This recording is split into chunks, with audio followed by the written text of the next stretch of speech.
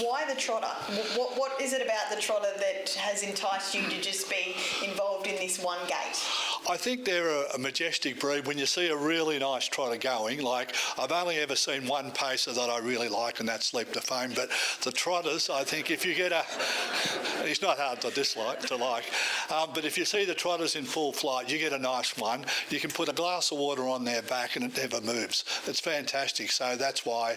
And I also like the fact that it's truly international. You can go to Europe, you can go to Canada, you can go to North America, and there's lots of trot races, and it's throughout the world. And you've spent a fair bit of time in Europe learning more about the trotter up there because it is so prevalent. In fact, it's the only gate that they race. So you've been able to bring that down to the Southern Hemisphere, which is, as we've heard even from Sam, it's not easy to do. So you've made so many great contacts, and that must have just even further heightened your involvement.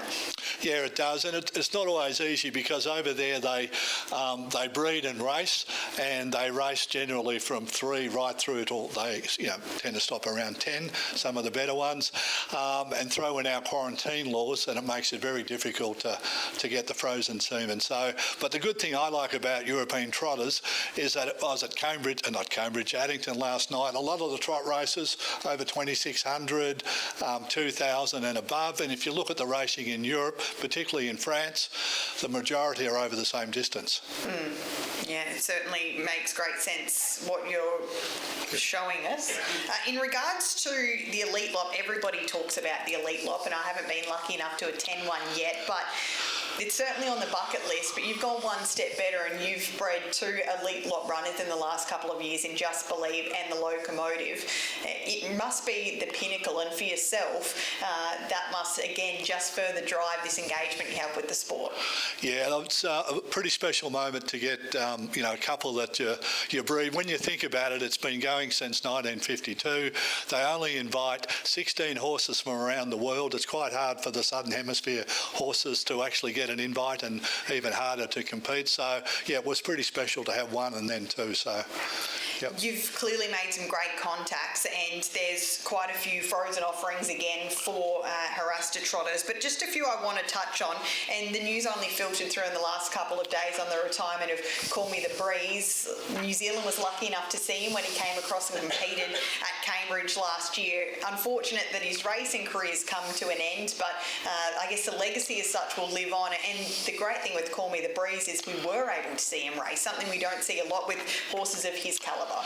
Yeah, we're very fortunate to secure him at the time, and he's one of the few horses to win Group 1s in both hemispheres. Not a lot of horses can travel and win in both hemispheres, so he's done that.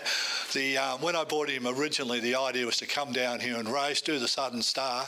We actually brought him to take him to America and race in the Breeders' Crown, but he hurt his hoof in the Great Southern Star, and we haven't been able to really get on top of it since. So the decision was made to retire him just recently. Everyone chats about his temperament. Kate Gath, I know, has said that she'll have a stable full of his progeny because of how kind a horse he was. And for the trotting gate, that's pretty important. Attitude is, it really counts for a lot. Yeah, Andy said he's probably the best attitude of any horse he's had in the stable. And a lot of the European horses that come down, it's their upbringing as well. They put a lot of time and attention into him, but he's just a real gentle soul. So, yeah. Excited to see what he can do. EL Titan is another I wanted to talk about. Tell us a little bit about him. Did you purchase him from the Northern Hemisphere? Yeah, we're quite fortunate. He wasn't syndicated, and in North America, for a lot of the horses to succeed, they're syndicated. He was owned by a wealthy Scandinavian, and unfortunately he passed away, and he was in New York, where it's quite competitive. He was with the same stud as Chapter 7 and Credit Winner and a few of those. And luckily the way the cards fell, we were able to purchase him 2 years ago. And he's a phenomenal horse. I think he's currently leading the averages in 2-year-olds trotters in North America. And you've done okay when you get phone calls from studs wanting to buy him back. So I think we've got a real gem. Hang on to him, please. Don't sell him back to them. Yeah. We've got a good thing going here. And Classic Connection is another that I know you really believe in, and he's off to a flying start.